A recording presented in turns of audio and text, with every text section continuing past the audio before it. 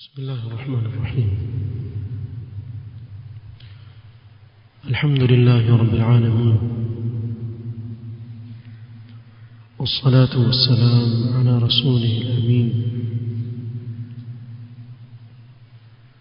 محمد وآله وصحبه أجمعين، أما بعد. leo ikiwa ni tarehe 11 mwezi wa Rabiul Thani mwaka wa 1445 katika silsila ya durus za sira ya Mtume Muhammad sallallahu alayhi wasallam.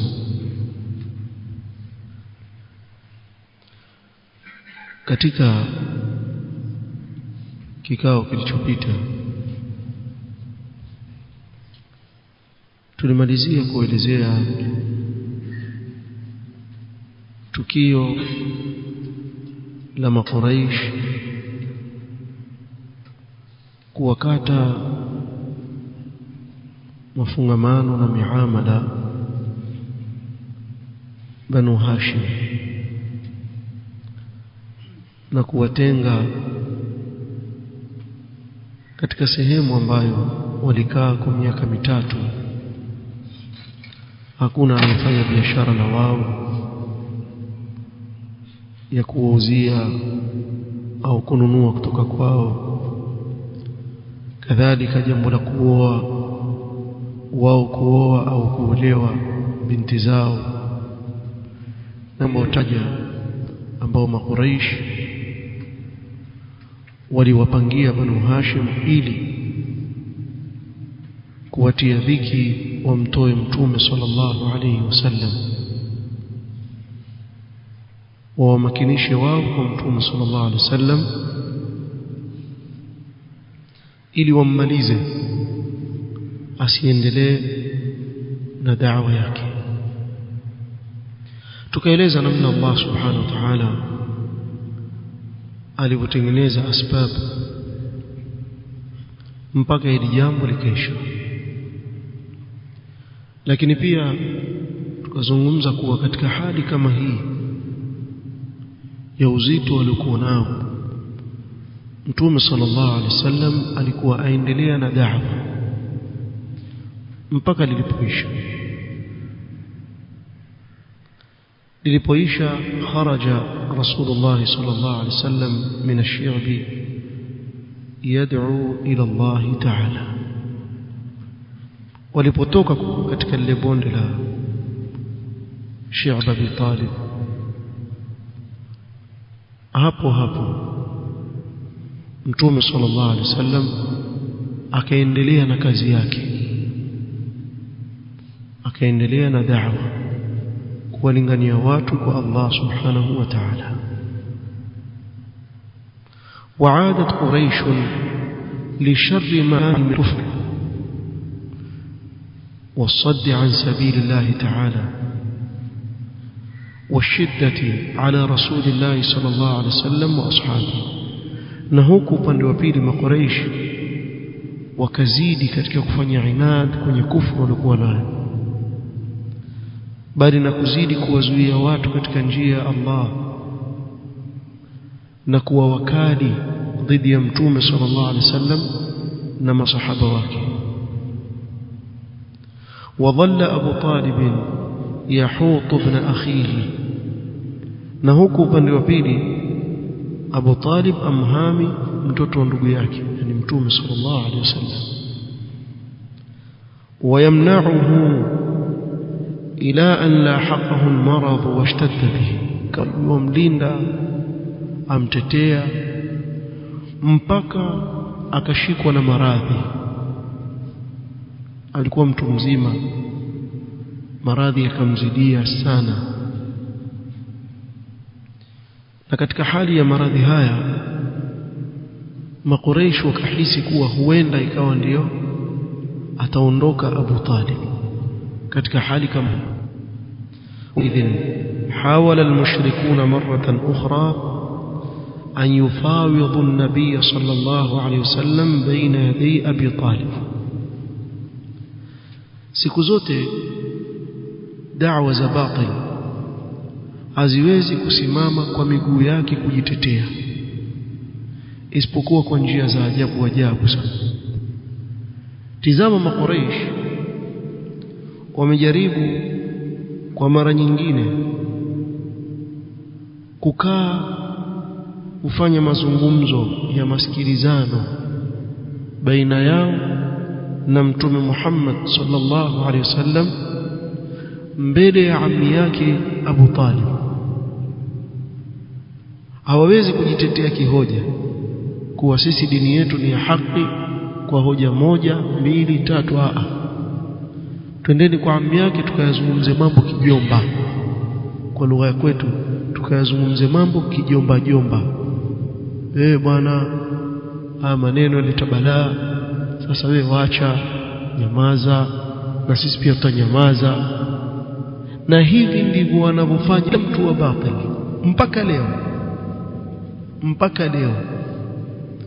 Akisimama kijana kwa mfano akalingania katika sunna, utaona makhurafi wenda kwa babake, zungumza na mwanawe, aharibu, asema sisi hivi, asema kuomba maiti ni shirki na sisi mambo tushayazoea. Si mtoe dalili, si msimame misikitini mueleze watu kwa nyinyi mko kwenye haki kwa dalili. Wao wataka mambo kuyapeleka kijomba, na hivi ndivyo wanafanyika. Ya nini bwana? Alafu na wazee maskini ikiwa kusoma utaona, ya nini mwanangu, kwani kuna nini? Hao jamaa zako kila siku wako hivi, wewe ndio waje leo waleta balaa. Hii dini hii haipeleki kijomba. Lakini angalia katika sira kuna mafunzo makubwa sana ndani yake ambayo hutoyasikia kwenye maulidi. Kwenye maulidi hakuzungumzwi sira hii. Kwenye maulidi hakuzungumzwi sira hii. Ni sehemu tu ya sira yazungumzwa. Na hiyo sira yenyewe inazungumzwa kwingine utio mambo ya uongo mengi kwa ndani. Lakini haya hutoambiwa sababu ndio wamo ndani yake. Kwa jamaa wakaenda kwa nani? Kwa ammi yake Mtume sallallahu alaihi wasallam. Kwa nini? لخوفهم أن تعيرهم العرب إن أتوا بعد وفاته بمنكر على ابن أخيه فيقولون تركوه حتى إذا مات عمه تناولوه. kilichowapelekea Makuraish kwenda kwa Abu Talib kumshtaki Mtume sallallahu alaihi wasallam ili wapewe mazungumzo baina yao wao na Mtume sallallahu alaihi wasallam mbele ya ammi yake, ni hofu waliokuwa nao Makuraish kutokamana na maneno ya Waarabu. Yani makabila mengine ya Waarabu yatawazungumza wao vibaya ikiwa atakufa ammi yake kisha wakamfanya jambo baya Mtume sallallahu alaihi wasallam. Watakuwa wakisema wamemwacha mpaka alipokufa ammi yake ndio wakamfanyia vile. Kwa ili kuondoa udhuru kama huo, twendeni bwana kwa ammi yake kabla hajafa. Watasema lakini walikwenda kwa ammi yake wakazungumza naye, lakini yeye ndio afanye nini? Hasikii. فلما اشتكى أبو طالب وبلغ قريشا ثقله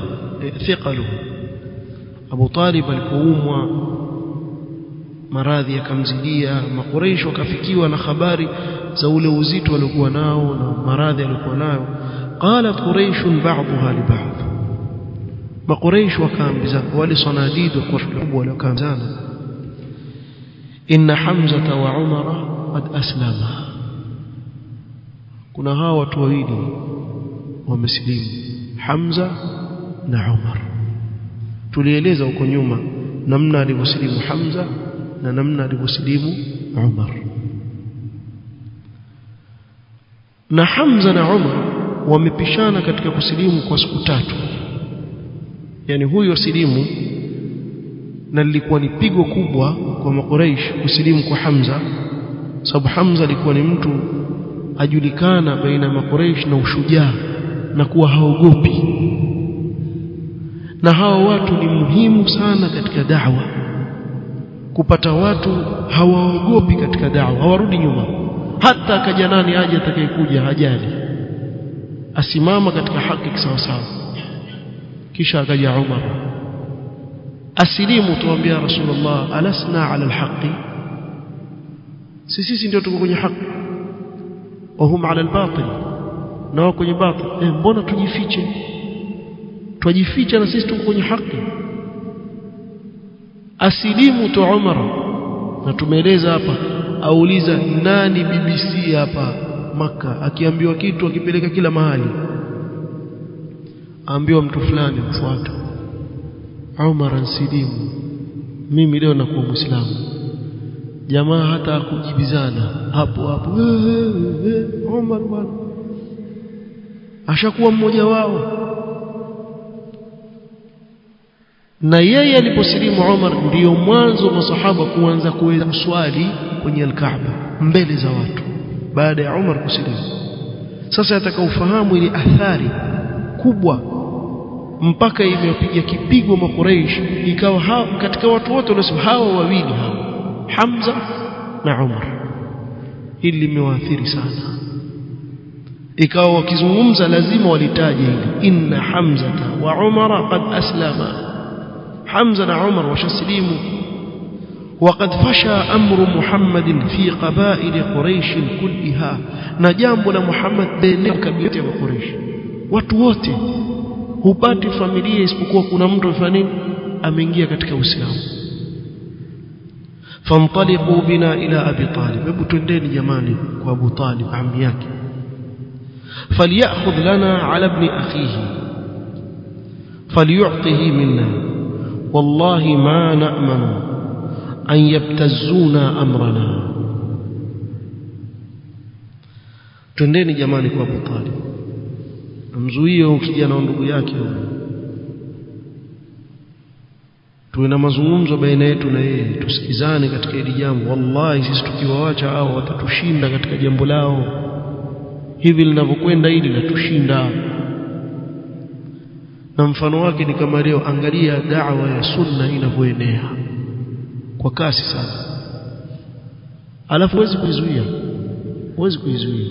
Aina ma halat as-sunna, sunna ikiingia mahali popote pale intaqalat al-bid'ah, ile bid'ah waiona inaondoka. Na hii ni kwa fadhila za Allah subhanahu wa ta'ala peke yake. Watu wakijua haki wataifuata tu, hasa mtu akisikia maneno ya kweli tu, si ndio dini ya sawa hii? Kwa haki itaenea hata wakiwa wale watu wa batili wana nguvu za kimali, wana nguvu za kisilaha, wao watakapokuwa. Kwa ikawa hili jambo limewatia wasiwasi. Famasha ilayhi ashrafuhu, wale watukufu katika watu wa Maka wakaenda kwa nani? Kwa Abu Talib kwa ajili ya mazungumzo. Watu wazima wakaenda, wakanu 25 rajulan, jamaa walikuwa 25, minhum Utbah ibn Rabi'a wa Shaybah ibn Rabi'a. Utbah wa Shaybah ibn Rabi'a wawili walikuwa ni ndugu, Utbah na Shaybah kwa ndugu. Wa Abu Jahl ibn Hisham. Usisahau katika listi yoyote ya balaa huyu lazima awepo, huyu mwenda wazimu lazima awepo, aitwa Abu Jahl. Kila mahali yeye yupo, balaa yote, mpaka siku atakapouawa. Ndio pale Mtume sallallahu alaihi wasallam akasujudu kumshukuru Allah subhanahu wa ta'ala, akamuita huyu ndio Firaun hadhi al-umma. Firaun yumo yeye. Umayyah ibn Khalaf pia yumo, Abu Sufyan ibn Harb, Al-As ibn Wa'il, Al-Aswad ibn al-Muttalib, Al-Aswad ibn Abd Yaghuth na wengineo wakawa wako pale, wamekwenda kwa Abu Talib. Sasa fikiria kile chumba kitajaa kiasi gani? Chumba kizima kimejaa wakubwa wa Makuraish wamekuja pale kuja kuzungumza na Abu Talib. فقدموا رجلا منهم فاستأذن لهم على أبي طالب فأذن لهم. wakamtanguliza mmoja katika wao, nenda katuombe idhni, kaenda kapewa idhni Abu Talib, wakaingia ndani. falamma dakhalu alayhi qalu, walipoingia pale ndani kazungumza na Abu Talib wakamwambia hivi, ya Abu Talib, innaka kabiruna wa sayyiduna faansifna min ibn akhik, wewe mkubwa wetu tena bwana wetu, tukuheshimu, hebu tufanyie uadilifu juu ya huyu kijana wa ndugu yako. Huyu kijana wa ndugu yako alitabalaa hapa huyu, hebu muangalie vizuri. Watu walikuwa na mambo yao hapa, la ta'uzza manata na hubal, yeye kaja hapa kalitabala. famurhu faliyakuffa an shatmi alihatina wa nada'ahu wa ilaha. Hapa ndio mwisho utafikia. Mwambie awache kututukania miungu yetu. Leo mwambie awache kututukania mashekhe wetu. Tukana mashekhe bwana. Allahu akbar. Binadamu wale watu yale mambo yarudi yetu. Mwambie awache kutukana miungu yetu, na sisi tutawacha kutukana Mungu wake anayemwabudu. Ana na leo utaona watu wababa sema mwambieni waache kutukana mashekhe zetu bwana. Yani hata kama wale mashekhe wanaoita mashekhe zao waongo wakubwa, wewe nyamaza, tusiseme waongo. Wasema uongo, wapoteza watu, wewe nyamaza, tusiseme kitu. Sio kuwa watetea. Angalia, nikwambie kitu kimoja. Waweza kuthibitisha, angalia katika jambo fulani huyu katika dini asema uongo, usifikirie watakaa watetee waseme la, bali ule ni ukweli, sio? Wao wajua ni uongo. Si ati hawajui. Wajua kuwa kile kilichosemwa na yule mtu ni muongo kabisa. Wala hata siku moja hawezi kutetea wakasema ni kweli. Lakini wakwambia basi wewe nyamazi na sisi nyamazi yenu. Sio? Ndio nasema kuanzia mwanzo nataja kwenye darasa, hao waona dini jambo la kijomba jomba. Lapelekwa na nyamaza na mimi nitanyamaza. Sote tuko hivyo, tufanye sote mambo, kila mmoja afanye mambo yake kivyake. Watakia nini bwana? Na waweza kupata watu wazima wakwambia hivyo. Watakia nini wewe bana? Kuingilia watu, waambiwa hivyo, kuingilia watu. Tena yule mzee akiwajiona na hikma sana, akwambia mwangalie fulani, haingilii mtu. Ushamwona mtu akimsema vibaya? Ile ni fani ya unafiki, ya kujidhihirisha kwa kila mtu kwa sura anayoipenda yeye. Humwambii mtu ukweli. Lakini haya yanayofanyika kwa hawa watu wa batil, ndivyo hivyo inavyofanyika kila mahali katika mambo ya kijahilia. Mojawapo ni hili. Kwa sisi mwambie akome kuwatukana miungu yetu. Asiseme miungu yetu haidhuru wala inufaishi, kwani yadhuru wanufaisha. Wao wajua haidhuru wala hainufaishi. Asiseme sisi tukiomba kupitia masanamu yetu washirikina, asituite hivyo. Atutukana yule. Tuite nini? Mwalima amfanye shirki. Yani wewe wamuona mtu yofanya shirki yule, umwambie kwa hiki mnachokifanya si shirki. Tuiteje sasa? Wewe wafanya bid'a, wewe uzushi katika dini ya Allah, wachafua dini ya Allah, kisha watu wa haki wafanye nini? Wanyamazi, kwa sababu mtasemwa vibaya. Mimi utakuwa hauko katika maneno Mtume sallallahu alaihi wasallam. Hebu sikiza hapa jawabu utakayopata. Na katika lafzi nyingine, qalu ya Aba Talib innaka minna haythu qad alimta, wewe wajua cheo chako kwetu sisi, tukuheshimu bwana. Maneno mazuri sana. Waqad hadaraka ma tara, na limekufikia wewe lile unaloliona. Watakhawafna alayka, na sisi tukuogopea wewe, huenda ukawa ndio maradhi yako ya kuondoa duniani. Waqad alimta alladhi bainana wa baina ibn akhika, na wajua yale yanayojiri baina yetu sisi na mtoto wa ndugu yako. Fad'uhu fakhudh lahu minna wa khudh lana minhu, falyakufa anna, hebu muite bwana tusikizane hapa, sikilize sisi tunataka nini na yeye ataka nini. Amwambie akome bwana na sisi, akome na sisi. Wanakufa anhu, na sisi pia tutamnyamazia, asituambie kitu na sisi tumwambie kitu. Waliyada'ana wa dinana wa nada'ahu wa dinahu, atuache sisi na dini yetu na sisi tukamwacha yeye na dini yake. Kila mmoja ajiangalie mambo yake. Mwasikia maneno vizuri? Hivi ndivyo alivyomwambia Abu Talib. Fab'atha ilayhi Abu Talib wale mabwana walipokuja na maneno yao haya, akatumana aitwe nani? Aitwe Mtume Muhammad sallallahu alayhi wasallam. Tizama makini, sikiliza makini mambo ya ajabu yanafanyika hapo. Fajaa an-nabiy sallallahu alayhi wasallam fadakhala al-bayt, akaja Mtume sallallahu alayhi wasallam akaingia kwenye nyumba ya nani? Ya ammi yake. Akaingia.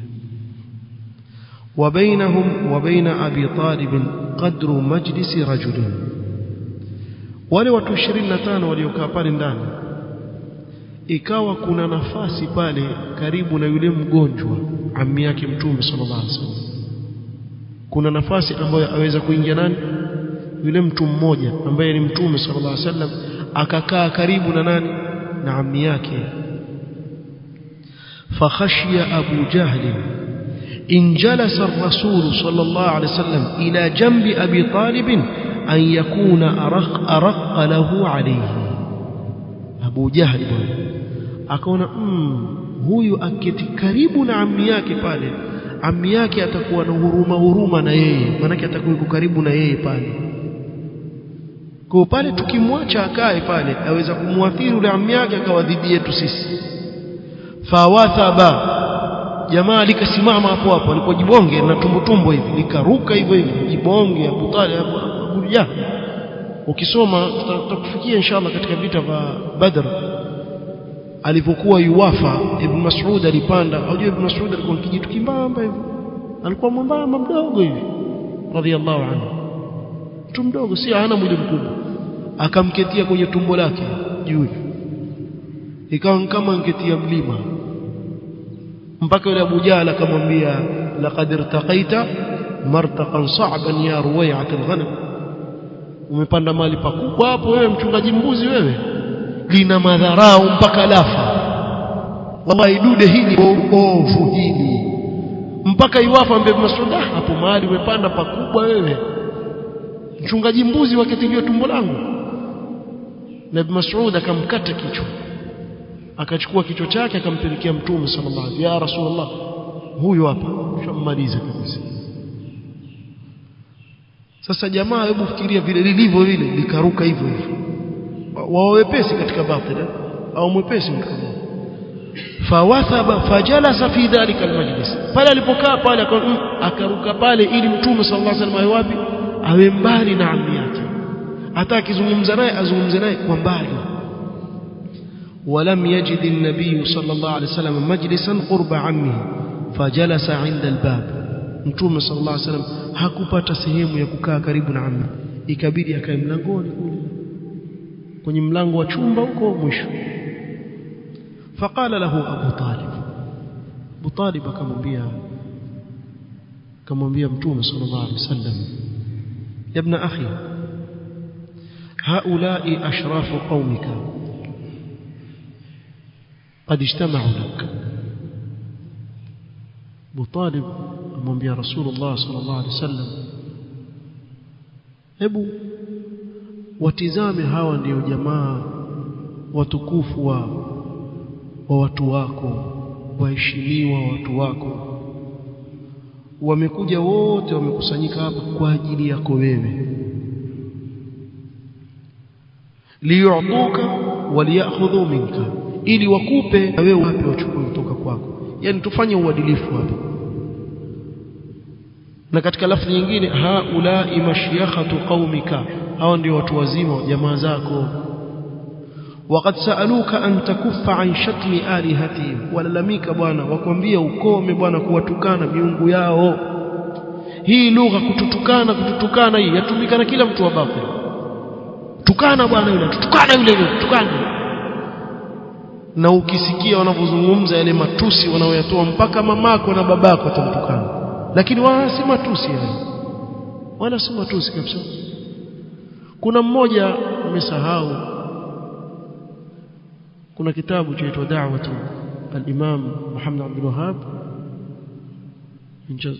nimesahau jina, almuhim chazungumzia kuhusu da'wa ya Imam Mujaddid rahimahullah ta'ala na mawqif ya almunawiin, wale wanaompiga vita tangu wakati alipahmatullah alayhi.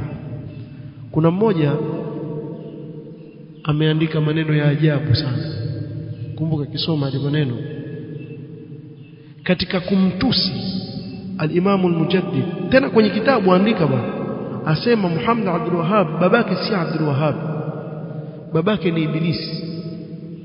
Sikiliza vizuri, kama kuna matusi nishayasoma ya kumtukana huyu bwana, sijui kama kuna kama hili.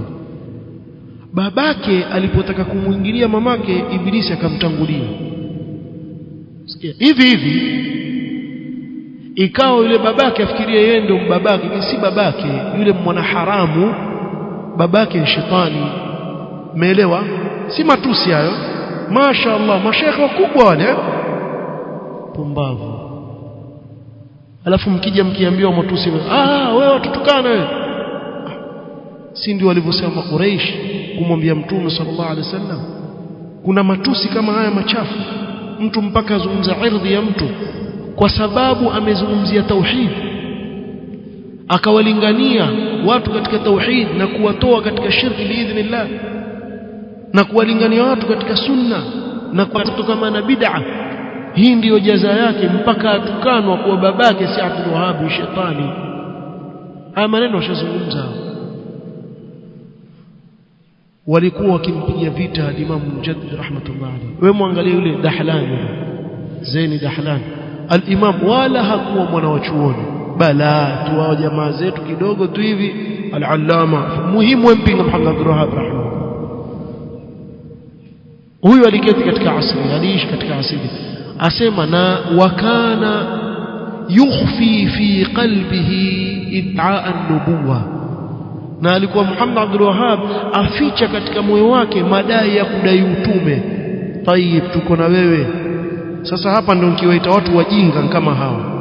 Ikiwa ameficha ndani ya moyo wake, wewe ulijuaje? Hebu nikuulize, simuona ule ujinga ambao watu wengine wanao? Wewe useme kuwa waona huyu mtu mbaya sana, kwa nini? Katika moyo wake yeye wantukana. Wewe wajuaje kitu kichoko ndani ya moyo wa mtu? Ati katika tuhuma anazotuhumiwa alikuwa ndani ya moyo wake aficha kudai utume. Si umeelewa? Sasa swali litakuja kwako wewe, umejuaje na alikuwa mficha ndani ya moyo wake? Ukiwa mtu wa bid'a wa mjinga sana. Sasa kazungumza niwaambia yatukana huyu, atutukani nyinyi, mwasema zaidi ya hayo, tena makubwa mno mnawezungumza. Hii mifano tu na watu, lakini ile bahthi ile kijana aliyofanya kuzungumza hii da'wa na wale walikuwa wakimpinga, nafikiri ni bahthi jamii katika mujallad niko nayo maktaba. Ukisoma utaona vituko vya ajabu sana, na namna ule upinzani waliofanya dhidi ya huyu imam rahmatullahi alayhi, na mengi katika yale madai ndio haya leo khurafiyun wanaoyadai. Turudi hapa. Abu Talib amwambia Mtume sallallahu alayhi wasallam, waqad sa'aluka an takuffa an shatmi alihatihim wa yad'uka wa ilahaka faqbal minhum faqad ansafuka. Wao wasema watamnyamazia Mungu wako wewe, na wewe wanyamazie miungu yao. Kwa hiyo wamefanya uadilifu kabisa, basi wakubalie hilo. Faqala Rasulullah sallallahu alaihi wasallam, Mtume sallallahu alaihi wasallam akawaambia hivi, araaitum in a'taytukum hadhihi,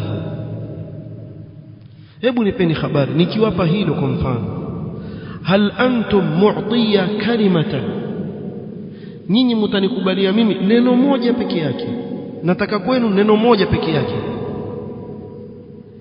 in antum takallamtum biha malaktum biha al-arab, hilo neno mkilitamka nyinyi mtawamiliki Waarabu wote, watakuwa chini yenu. Nyinyi ndio mtakuwa viongozi, Waarabu wote watakuwa chini yenu.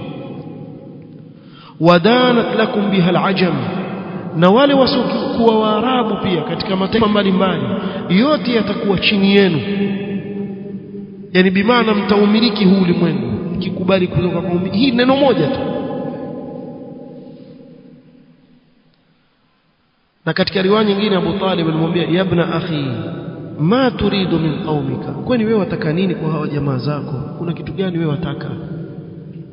Faqala Rasulullah sallallahu alaihi wasallam, uridu minhum kalimatan wahida, mimi nataka neno moja peke yake kwao. Tadinu lahum biha al-arab, Waarabu wote watakuwa chini yao. Watuaddi ilayhim al-ajam al-jizya, na wasiokuwa Waarabu, yani akusudia wa Roma, akusudia wa Furs, watalipa jizya kwa wao, watalipa kodi kwa wao. Qala Abu Talib, kalimatan wahida, neno moja tu peke yake. Qala sallallahu alayhi wasallam, kalimatun wahida, nataka kwao neno moja tu peke yake. فقال أبو جهل لعنه الله، نعم وأبيك وعشر كلمات، wacha moja 10 tutakubalia, sema. Na katika riwaya nyingine qala Abu Jahl min bain alqawm, inna hadhihi la kalimatun murbiha, ikiwa neno hilo tukilisema sisi tutawamiliki Waarabu wote na pia Waajemi pia watatulipia sisi kodi, basi hiyo kalima ni kalima ambayo ina faida nyingi sana ndani yake. lanu'tiyannakaha wa 'asharan ma'aha, tutakupa hilo neno tulikubali, na 10 ongeza juu, acha hilo moja, ongeza 10 juu. Fama hiya, neno gani hilo? Qala sallallahu alayhi wasallam, qulu la ilaha illa Allah wa takhla'una أو عفوا تقولون لا إله إلا الله وتخلعون ما تعبدون من دونه. mimi nataka mseme la ilaha illa Allah, muache vyote mnavyoviabudu pasi na Allah. Basi hakuna jua wewe ni mjomba wangu, wewe ni nyani wangu, basi nitawaacha kuwatusi nini, maana yake wao waita matusi, ndio basi kila mmoja mnyamazie mwenzake. Hamna mambo ya kijomba jomba, ni hili limo. Semeni la ilaha illa Allah, semeni la ilaha illa Allah, na muache kuabudu vyote mnavyoviabudu pasi na Allah. Tukubaliane hapo basi. Faqala Abu Talib, wallahi ya ibn akhi ma ra'aytuka sa'altahum shataqa, wallahi kijana ndugu yangu, sioni kama umewaambia jambo baya. Hakuna tusi hapa. Haya jamaa, wasemaje? Umewaambia maneno mazuri, la ilaha illa Allah, waseme la ilaha illa Allah, waache wala kuabudu pasi na Allah. Kwa ni kama yeye akakubali. Amma zu'ama'ul mushrikin fasaffaqu biaydihim, ama wale zu'ama, wale mmoja wao zaim, wale viongozi wale wa Quraysh, wakaanza kupiga makofi kwa mikono yao hivi, yani kama kukata tamaa. Thumma qalu aturidu ya Muhammad an taj'ala al-alihata ilahan wahida, Muhammad, wewe wataka kufanya miungu yote haya tunayoabudu tuyawache iwe ni mmoja peke yake anayeabudiwa? Inna amraka la'ajab, wewe jambo lako la ajabu sana, watuletea vituko wewe. Hasa kama leo waambie watu msimuombe isipokuwa Allah, msipeleke ibada zozote kutegemea, msitegemee isipokuwa kwa Allah, kila jambo lenu mwegemezee Allah, wala usimuombe Allah kupitia maiti, wala usiwaombe maiti kama wanavyofanya au ubadul qubur. Wakwambia haya imekuja dini mpya bwana, dini mpya yasemaje? Yasema siombwe isipokuwa Allah peke yake. Wajiona mko salama jamani, jambo lako la ajabu. Thumma qala ba'dhum li ba'd, innahu wallahi ma hadha ar-rajulu bimu'tikum shay'an mimma turidun. Kisha wakasema wallahi huyu mtu hawapi kile mnachokitaka, hata mkakaa muda gani hapa hawapi hicho mnachokitaka. Famtaliqu wamdu ala dini abaikum, nyinyi nendeni bwana, endeleeni na dini ya babu zenu, hatta yahkum Allahu bainakum wa bainahum, mpaka Allah atakapohukumu baina yake yeye na nyinyi. Elewa, makureisho sema nani atakayekuhukumu? Allah. Si ati hawamwamini Allah, wamwamini Allah, lakini wana njia zao katika kumfikia Allah subhanahu wa ta'ala kupitia masanamu. Ndio shirki walikuwa nayo, si kuete hawajui Allah yuko. Allah yuko, yeye ndo atakayehukumu baina yetu. Si wao ndio wanasema wa idh qala Allahumma in kana hadha huwa alhaq min indika faamtir alaina hijaratan min wajwa, kwa Allah yuko. Sema Allah ndiye atakayehukumu baina yetu na yeye, sisi tuendelee na mambo yetu. Thumma qamu min wa hum yaqulun, kisha wakasimama kutoka pale huko wakimwambia Mtume sallallahu alaihi wasallam, wallahi lanashtumannaka wa ilahaka alladhi ya'muruka bihadha, wallahi sisi wewe tutakutukana na huyo Mungu wako anayekuamrisha haya, tutakutukana sana. Allah subhanahu wa ta'ala akateremsha mwanzo wa sura Sad wal Qur'ani dhikr, na apa kwa Qur'ani yenye mawaidha ndani yake. Balil ladhina kafaru fi 'izzatin wa shiqaq, lakini waliokufuru wamo katika majivuno na upinzani. Wameambiwa haki lakini wajivuna, wana kibri, hawataka kuikubali haki. kisha Allah akasema ahlakna min qablihim min qarni, mataifa mangapi tumeangamiza kabla yao. Fanadaw wala tahina manas, na wakapiga kelele wakati waadhibiwa, lakini wakati wa kuokoka ulikwisha pita, adhabu ikishuka basi. Waajibu an jaahum mundhirun minhum, na walistaajabu kuwajia muonyaji anayetokamana na wao wenyewe. Waqala alkafiruna hadha sahirun kadhab, na makafiri wakasema huyu ni mchawi muongo, yani wakimsingizia Mtume sallallahu alaihi wasallam kuwa ni mchawi na ni muongo. Aja'ala al-alihata ilahan wahida inna hadha la shay'un ujab, amewajalia miungu wote kuwa ni Mungu mmoja tu, hakika hili ni jambo la ajabu.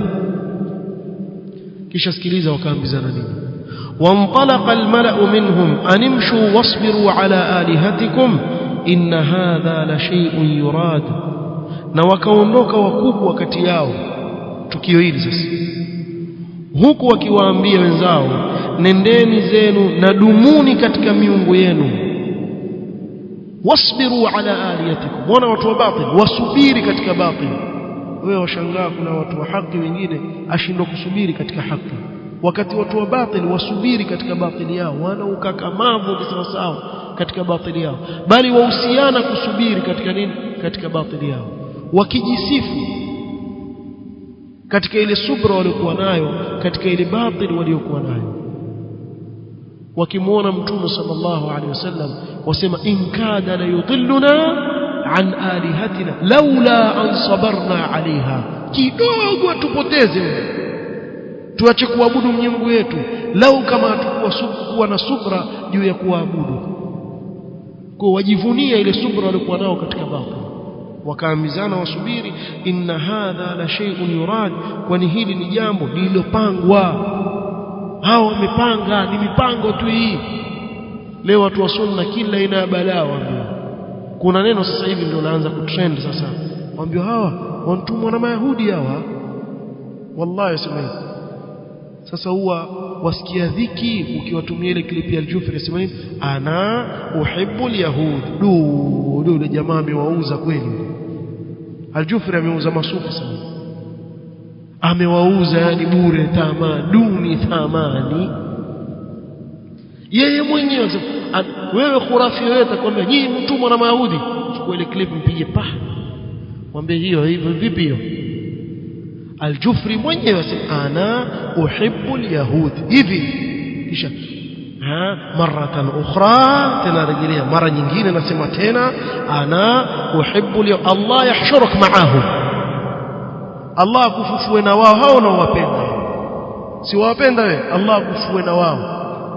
Sisi tuwapenda masahaba mtume Muhammad sallallahu alaihi wasallam na tumpenda mtume wetu sallallahu alaihi wasallam, twawachukia mayahudi, twawachukia kwa ajili ya Allah. Sasa wewe utajipanga mwenyewe, kila mmoja atafufuliwa na yule anayempenda. Almar'u ma'a man ahabba, kila mmoja atakuwa pamoja na yule anayempenda. Utajipanga huko mbele. Hii sasa hii imewatandika sasa, wao watunga tu mambo ili wachafue sura ya watu wa haki. Hasa mtume sallallahu alaihi wasallam hapa ambiwa hili jambo amelipanga. Alipanga lini? Alipanga lini hili jambo? Miaka 40 ankana nyinyi hawaambii chochote. Baada ya kupewa utume, baada ya miaka 40 ndio aanze kuzungumza, kisha limpangwa hili. ما سمعنا بهذا في الملة الآخرة إن هذا إلا اختلاق. sisi hatukusikia haya katika mila hii ya mwisho, haya si chochote isipokuwa ni uzushi tu, jamaa ametunga yeye haya mambo. Kisha wakaendelea mbele ya sura, Allah subhanahu wa ta'ala akaeleza waliokuwa nao washirikina. Na hiki ni kikao cha karibu ya mwisho. Baada ya hiki kikao, kinachofuata si kuwa ni kikao amekaa na mtume sallallahu alaihi wasallam, la, ni tukio la kufikiwa na mauti. Sasa Abu Talib, jamaa walikuwa na bidii sana kuhakikisha kuwa Abu Talib atakufa katika nini? Katika shirki. Na hili inshallah nitakuja kulieleza na faida nyingi zilizoko ndani yake katika tukio hili la kufa kwa Abu Talib katika hali ya shirki wal iyad billah. Pamoja na kuwa alimtetea mtume sallallahu alaihi wasallam, maisha yake alijitolea kwa mali yake na kwa nafsi yake kwa ajili ya kumtetea mtoto wa ndugu yake tu, kwa sababu ni mtoto wa ndugu yake, lakini hakukubali Uislamu. Hali yake tutaieleza inshallah katika kikao kitakachokuja. Naktafi bihadha alqadr, wallahu ta'ala a'lam. Subhanaka wa bihamdika, ashhadu an la ilaha illa anta, astaghfiruka wa atubu ilaik. Barakallahu fiik.